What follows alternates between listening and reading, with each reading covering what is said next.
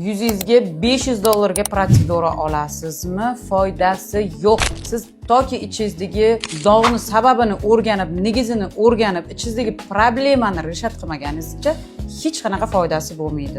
Dog' bor 1 oyda ketadi, dog' bor 3 oyda ketadi, dog' bor 1 yilda ketadi. Siz kurashmasdan dog'im bor deb o'tiraversangiz, dog' ketib qolmaydi o'zidan o'zi. Oldin negiz o'rganiladi, chak-chavoqlar hammasi lecheniya qilinadi, jigar, o't, oshqozon osti bezi, qabziyatlar, jenskiy tomonlama, gormonalniy hammasi davolanib borilsagina sizda rezultat bo'ladi. Bo'lmasa prosta tak oddiy ukollar, mezoterapiyalar hech qaysi foyda bermaydi.